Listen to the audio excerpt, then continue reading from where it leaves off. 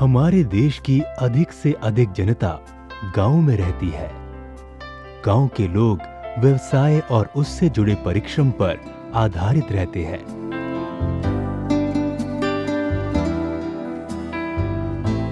वर्तमान समय में व्यवसाय में हुए बदलाव से विपणन की संभावनाओं में वृद्धि हुई है। विपणन क्षेत्र दुनिया भर में देश की पहचान बनाने के लिए न केवल स्थानिक अवसरों को पूरा कर रहा है, बल्कि व्यापार के क्षेत्र में भी अपना नाम कमा रहा है। आजकल हम जो आहार ग्रहण करते हैं, उससे हमें सही पोषण प्राप्त नहीं हो रहा है, क्योंकि अनाज की उत्पत्ति बढ़ाने के लिए कई तरह के रासायनिक खादों का उपयोग किया जा रहा है। इसके फलस्वरूप हमारे व्यावसायिक उत्पत्तियों में अधिकतर रासायनिक तत्व ही पाए जा रहे हैं और इसी कारण इसे बेचने में भी दिक्कत होती है। इसका तात्पर्य ये है कि इतनी मेहनत कर हम अनाज की उत्पत्ति करते तो हैं, लेकिन उसका सही फल प्राप्त नहीं कर पा रहे हैं। कई बड़े देशों में खरीदारी महंगी होने पर भी लोग बिना किसी रासायनिक तत्वों से रहित अनाज ही पसंद करते हैं। इसलिए हमें भी ऐसे ही अनाज का उत्पादन करना चाहिए, जिसमें कोई रासायनिक तत्व न रहे। विविध सरकारी संस्थाएं और कुछ स्वच्छंद संस्थाएं किसानों को अच्छी फसल उगाने और अच्छे उर्वरक के उपयोग के संबंध में जानकारी देने का प्रयत्न कर रही है। उन्हीं प्रयत्नों में से एक है वर्मी कंपोस्ट। ग्रामीण क्षेत्र एवं शहरों में केंचुओं का पालन पोषण कर उनके मल मूत्र का उपयोग उर्वरक के रूप में किया जा सकता है। साधारण तौर पर केंचुए व्यर्थ एवं सड़े हुए पदार्थों को अपना आहार बनाते हैं। उन्हीं के विसर्जित पदार्थ को केंचुओं द्वारा बनाए गए उर्वरक के रूप में जाना जाता है। इसी प्रक्रिया को वर्मी कंपोस्ट कहा जाता है।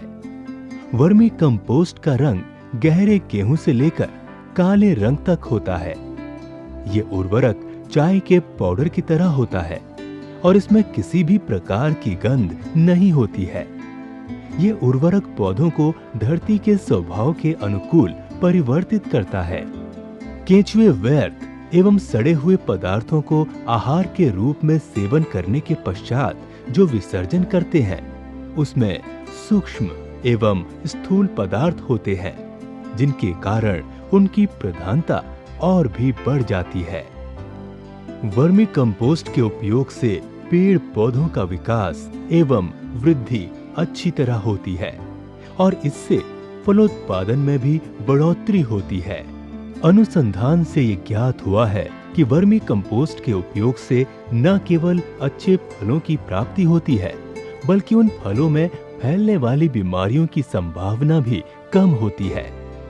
केंचुओं द्वारा तैयार किए जाने वाले उर्वरक को कोई भी किसान सड़े हुए एवं बेकार पदार्थों से उस उर्वरक का उत्पादन कर सकता है। युवा एवं महिलाएं भी इस वर्मी कंपोस्ट से छोटा मोटा व्यवसाय प्रारंभ कर सकते हैं। केंचुओं द्वारा उर्वरक तैयार करने की पद्धति, इस प्रक्रिया में ली जाने वाली सावधानियां, मार्केटिंग आदि बिंदुओं पर अब तक कई सरकारी संस्थाएं, व्यावसायिक शाखाएं, वाटरशेड वाले जैविक विज्ञान विभाग तथा स्वायत्त संस्थाएं, शिक्षा केंद्र, जागरूकता कार्यक्रम आदि विभागों ने किसानों, महिलाओं एवं युवकों को प्रेरित कर केंचुओं के विसर्जित पदार्थ से वर्मी कंपोस्ट उर्वरक का उत्पादन करना आरंभ कर दिया है। जहां कुछ लोग वर्मी कंपोस्ट का उत्पादन अपनी आवश्यकताओं के लिए कर रहे हैं, वहीं कुछ लोग बड़े पैमाने पर इस उर्वरक की तैयारी कर अधिक लाभ पा रहे हैं। आजकल केंचुओं द्वारा बनाए जाने वाले इस वर्मी कंपोस्ट के व्यवसाय की व्यापकता को लेकर बाजार में इसकी मांग बढ़ रही है। केंचुओं के प्रकार। केंचुए कई प्रकार के होते हैं। हर प्रकार के केंचुओं के आम तौर पर अपने अपने लक्षण होते हैं और वो उन्हीं लक्षणों के आधार पर विभाजित किए जाते हैं। केंचुए दो प्रकार के होते हैं। सड़े हुए पदार्थों पर जीने वाले केंचुए छेद करने वाले केंचुए। ये केंचुए केवल सड़े हुए पदार्थों पर ही जीवित रहते हैं। ये जमीन के अंदर नहीं जा सकते हैं। ये केवल जमीन के ऊपर पाए जाने वाले नरम पदार्थों पर ही जीवित रहते हैं। छेद करने वाले केंचुए। साधारणतः ये केंचुए जमीन के अंदर होते हैं। जमीन में छेद बनाते हुए मिट्टी खाकर मल त्याग करते हैं। व्यर्थ पदार्थों को तथा मिट्टी को ही अपना आहार बनाते हैं।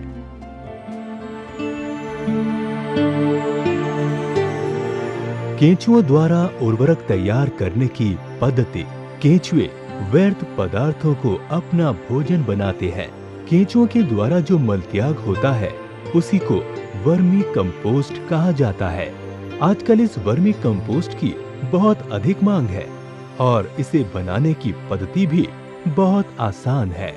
वर्मी कंपोस्ट की तैयारी के लिए आवश्यक वस्तुएं: घास या नारियल के पत्तों से या ताड़ी के पत्तों से बनाई हुई झोपड़ी अथवा शेड। व्यर्थ पदार्थ: गोबर, पानी। केंचुए वर्मी कंपोस्ट को झोपड़ी या शेड में तैयार करने से उसे धूप या वर्षा से बचाया जा सकता है। केंचुओं द्वारा उर्वरक तैयार करने की 3 पद्धतियां हैं। पहली, जमीन पर तैयार की जाने वाली पद्धति। दूसरी, गड्ढे में तैयार की जाने वाली पद्धति। और तीसरी, टैंक पद्धति। जमीन पर तैयार की जाने वाली पद्धति।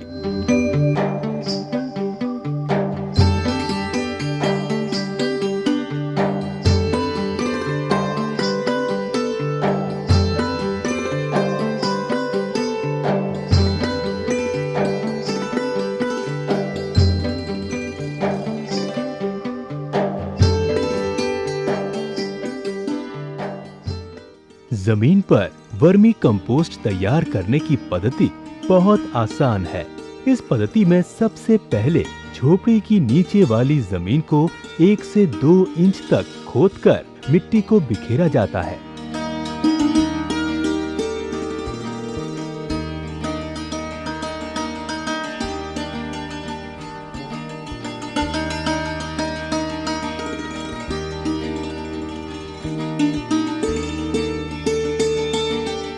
नीम के पत्तों को 24 घंटे तक पानी में भिगोया जाता है और छिड़का जाता है।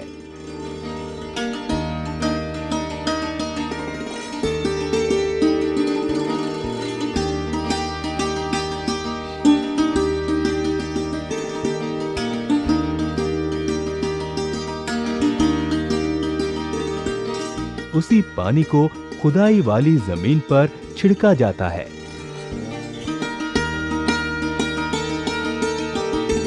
इसके बाद इस भूतल को किसी वजनदार वस्तु के सहारे मजबूत बनाया जाता है।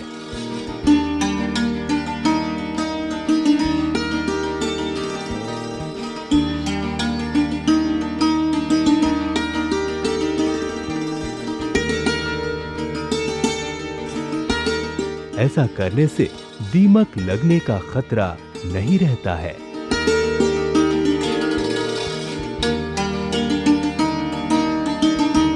इस भूतल पर नारियल के छिलके या सूखी हुई घास, ज्वार या मकई को डालकर पानी का छिड़काव किया जाता है।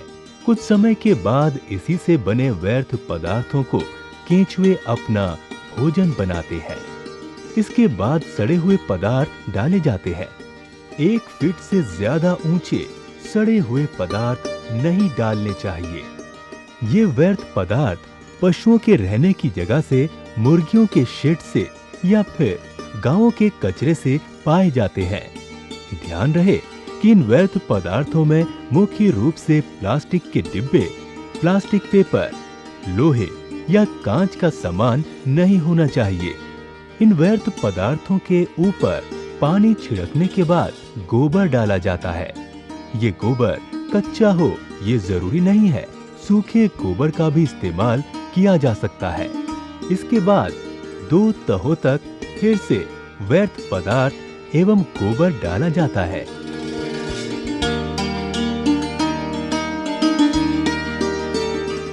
इस बेड की ऊंचाई 3 फीट से ज्यादा नहीं होनी चाहिए।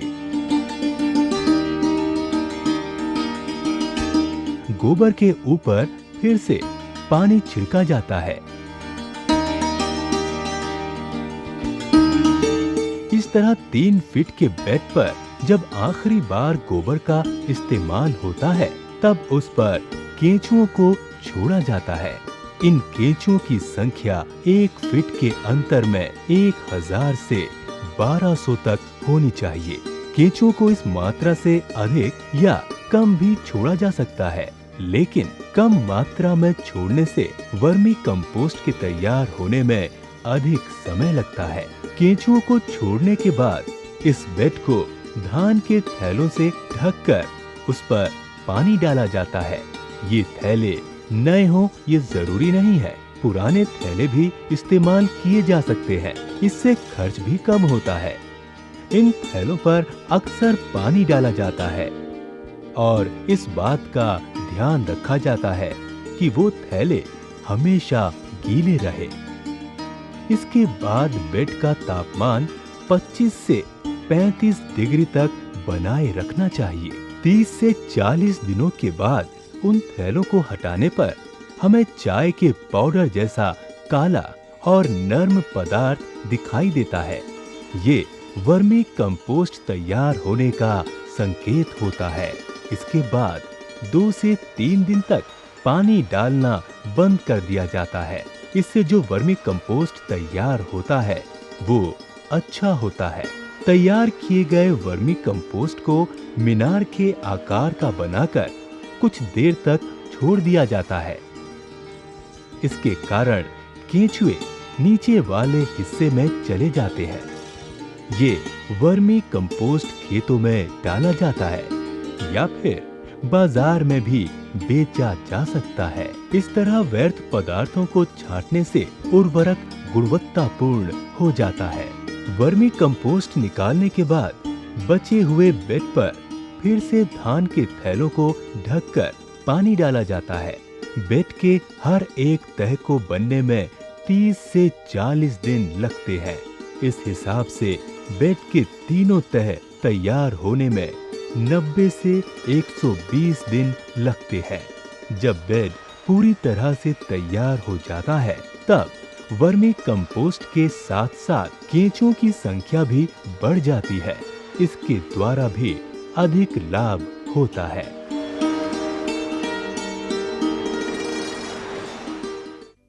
गड्ढे में तैयार की जाने वाली पद्धति।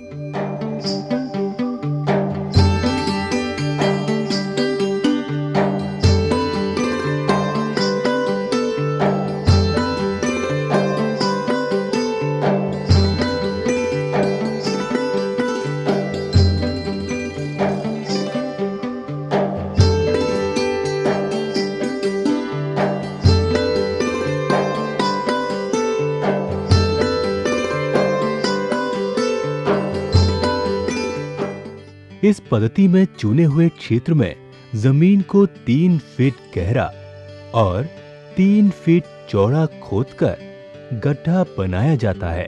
नीम के पत्तों को 1 दिन तक पानी में भिगोकर रखा जाता है और उसी पानी को पत्तों समेत गड्ढे में डाला जाता है। इस भूतल पर नारियल के छिलके या सूखी हुई घास, जवारी या मकई को डालकर पानी का छिड़काव किया जाता है। इसके बाद सड़े हुए पदार्थों को गड्ढे में डाला जाता है।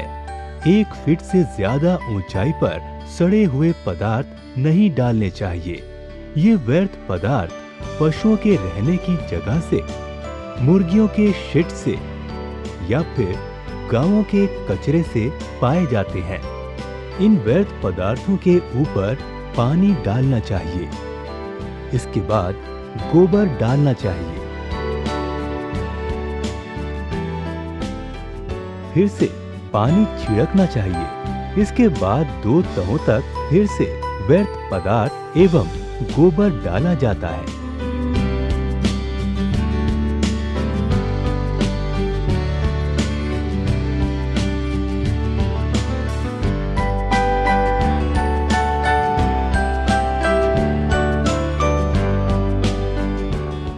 बेड की ऊंचाई अगर जमीन से ऊपर हो तो अच्छा होगा। इस तरह गड्ढे में बनाए गए 3 फीट के बेड पर जब आखिरी बार गोबर का इस्तेमाल होता है तब उसी पर केंचुओं को छोड़ा जाता है। इन केंचुओं की संख्या 1 फीट के अंतर में 1000 से 1200 तक होनी चाहिए। केंचुओं को इस मात्रा से अधिक या कम भी छोड़ा जा सकता है, लेकिन कम मात्रा में छोड़ने से वर्मी कंपोस्ट के तैयार होने में अधिक समय लगता है। केंचुओं को छोड़ने के बाद इस बेड को धान के थैलों से ढककर उस पर पानी डाला जाता है। इन थैलों के कारण ही बेड हमेशा ठंडा रहता है। प्रतिदिन इन थैलों पर पानी डालना चाहिए और ध्यान रहे कि बेड हमेशा गीला रहे।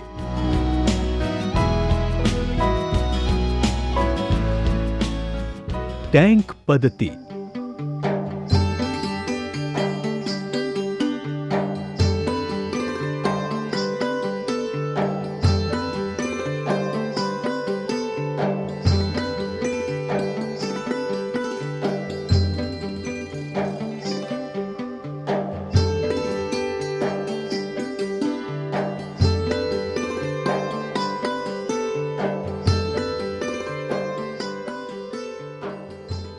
टैंक पद्धति में ईंट और सीमेंट से बनाए हुए टैंक का उपयोग किया जाता है।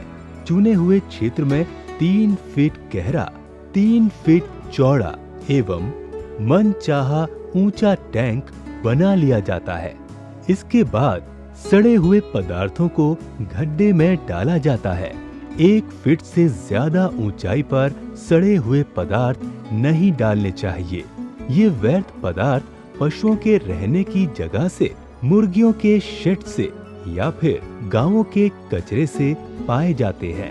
इन व्यर्थ पदार्थों के ऊपर पानी डालना चाहिए।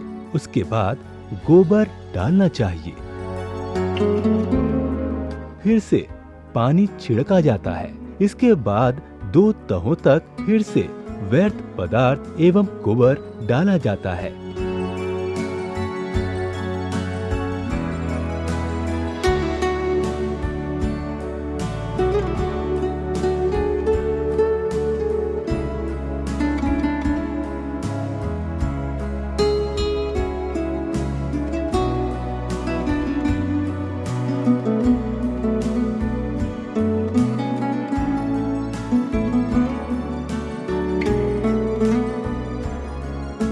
इस तरह गड्ढे में बनाए गए 3 फीट के बेड पर जब आखिरी बार गोबर का इस्तेमाल होता है तब उसी पर केंचुओं को छोड़ा जाता है।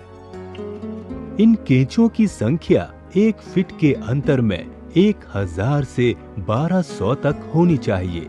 केंचुओं को छोड़ने के बाद इस बेड को धान के थैलों से ढककर उस पर पानी डाला जाता है।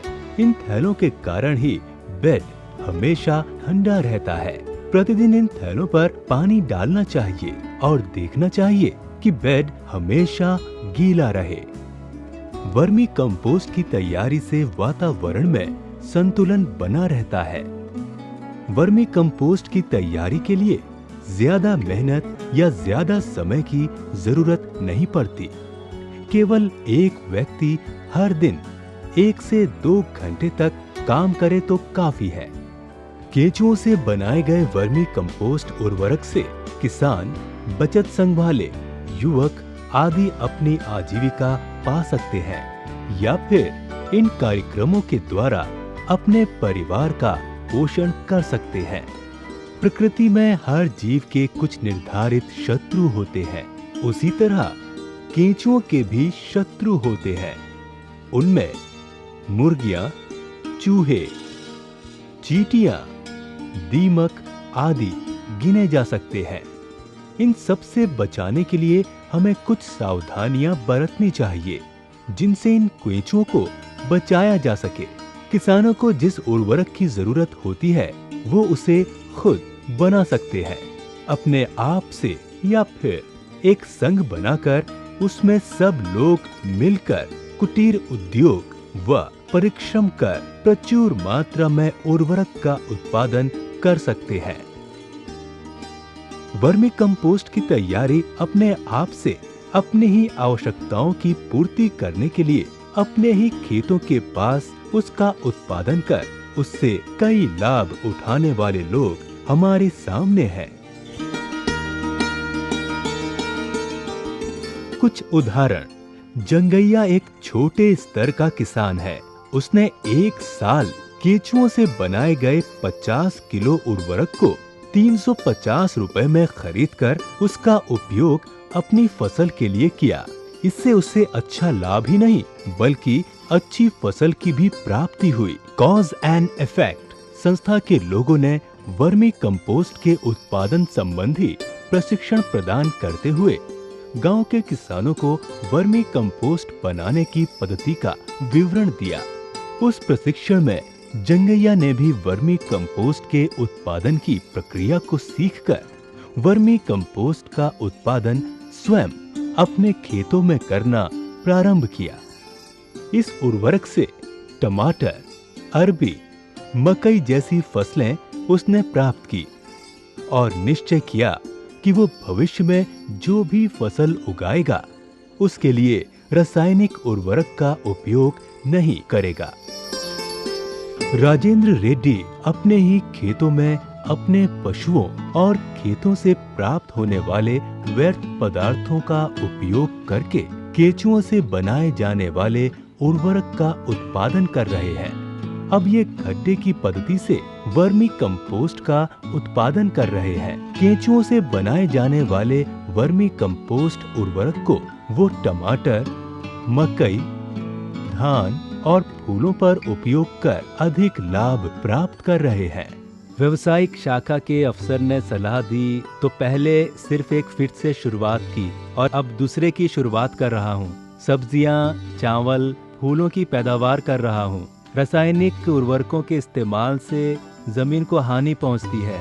केंचुओं द्वारा निर्मित उर्वरक के इस्तेमाल से जमीन की उपजाऊ शक्ति बढ़ती है और अच्छी पैदावार होती है। रासायनिक उर्वरकों से खर्च ज्यादा होता है, इसलिए केंचुओं के उर्वरकों का इस्तेमाल कर रहे हैं। वर्मी कंपोस्ट का उत्पादन करने वाले पल्ले इंदिरा और गोवर्धन रेड्डी के अनुभवों को उन्हीं की जुबानी सुनते हैं। व्यवसायिक कार्यालय वाले आए थे और उन्होंने पहले 1 फीट का गड्ढा खोदकर उसमें कचरा डालकर उसके ऊपर गोबर डालने के लिए कहा। उसके बाद उसके ऊपर फिर से कचरा और गोबर डालने के लिए कहा। उन्होंने फिर 15 दिनों बाद केचुए मुहैया कराए।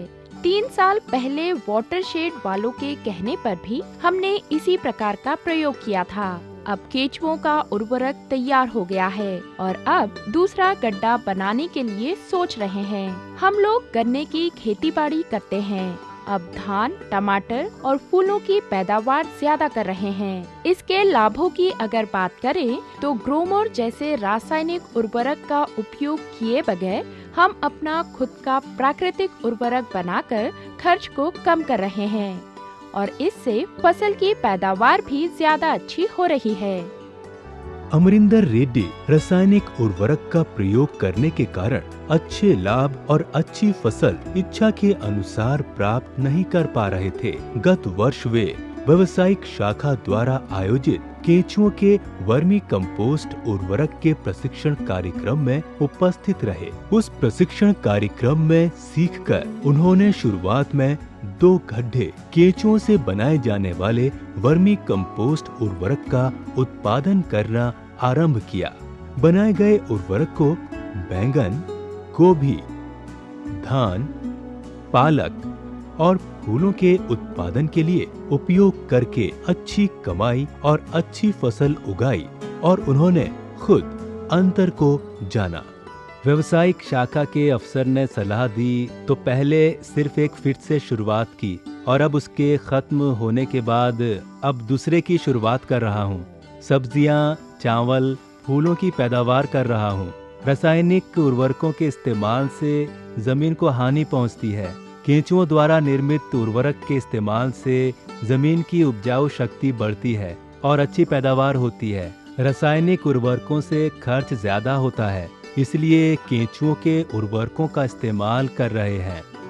संघ के सदस्य मिलकर लघु उद्योग की स्थापना कर सकते हैं। इसी दिशा में चलने वाली सुवर्णा प्रशांति बचत संघ की सदस्य है। उन्हें उनके छोटे से खेत या उससे उगाए जाने वाली फसल से कोई लाभ नहीं होता था। उन लोगों ने वर्मी कंपोस्ट उर्वरक की पद्धति को सीखकर उसे ही अपने आजीविका के लिए चुन लिया। पहले थोड़ी सी मेहनत करके अच्छे लाभ प्राप्त करने पर एक लघु उद्योग की स्थापना की। आज वही लघु उद्योग जिला स्तर के किसानों के लिए वर्मी कंपोस्ट का उत्पादन करने वाले बड़े उद्योगों की तरह बन गया है। इस लघु उद्योग द्वारा केवल अपने आप को ही नहीं बल्कि संघ के और गांवों के लोगों को भी जीवन के लिए आजीविका प्राप्त हो रही है। इतना ही नहीं, किसी भी इच्छा रखकर आने वाले व्यक्ति को प्रशिक्षण भी देती है।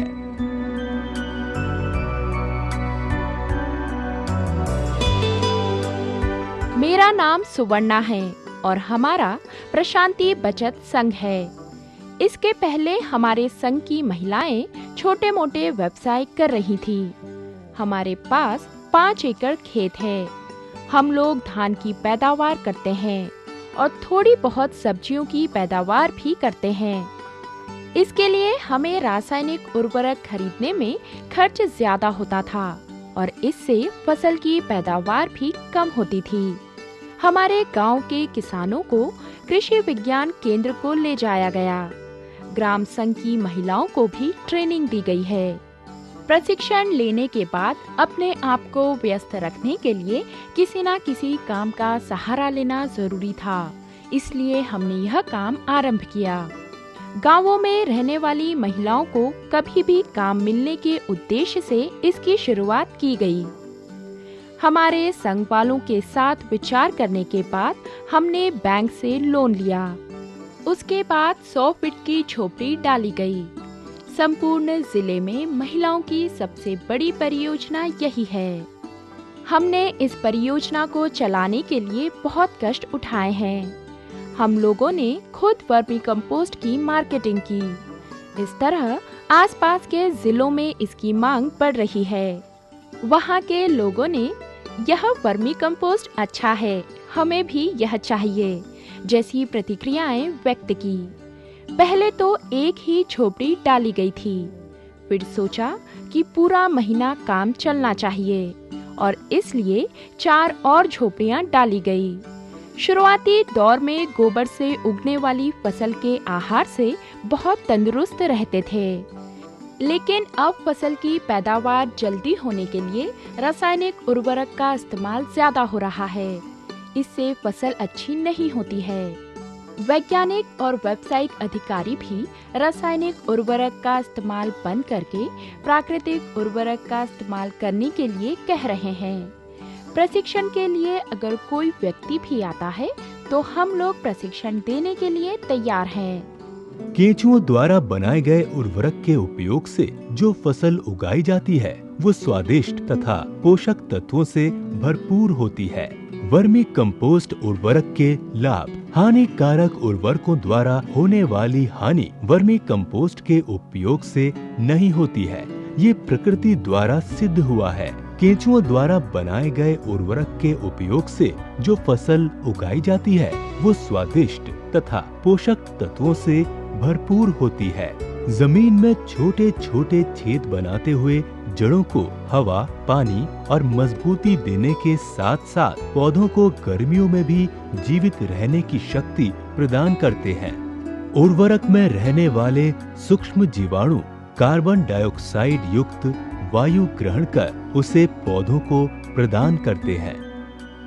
जमीन में होने वाले पोषक पदार्थों को बनाए रखते हैं और सही समय पर उन्हें पौधों को प्रदान करते हैं। इसके उपयोग से पोटैश, कार्बन डाइऑक्साइड, फास्फोरस और manganese, iron, boron, zinc, cobalt, calcium, magnesium आदि 21 सूक्ष्म पोषक तत्व पौधों को मिलते हैं और वो अधिक लाभदायक बनते हैं।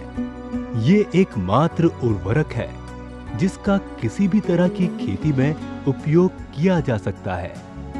पौधों को लाभ देने वाले जीव जैसे कि मकड़ी, मधुमक्खी आदि के लिए उपयोगी बनते हुए पौधों को मजबूती प्रदान करते हैं और उन्हें बीमारियों से बचाते हैं।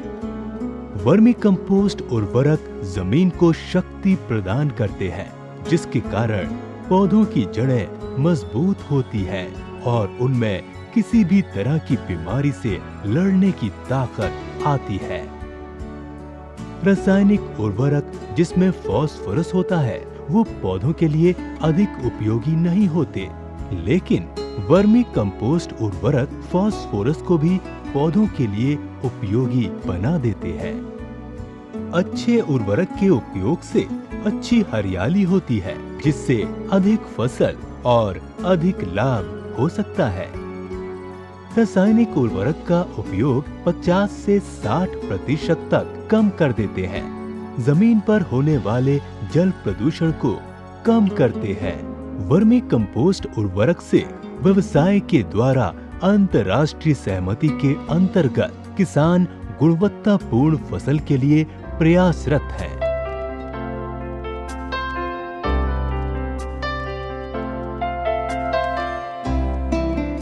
मिट्टी से मोती निकालने वाला तरीका ही ये वर्मी कंपोस्ट है। मिट्टी से ही सुगंधित फूलों और मीठे फलों की प्राप्ति होती है। थोड़ी सी मेहनत करने पर हमें इनकी प्राप्ति हो सकती है।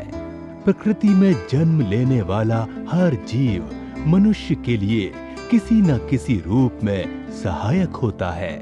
उसी तरह केंचुए भी उनमें से एक है और हमें उनकी सहायता को स्वीकार करना चाहिए।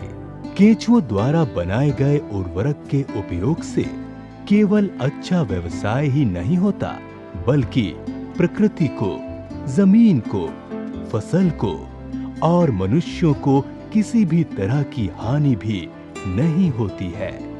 आइए, जहां आंसू ना हो और दुख ना हो, एक ऐसी नई दुनिया का निर्माण करें।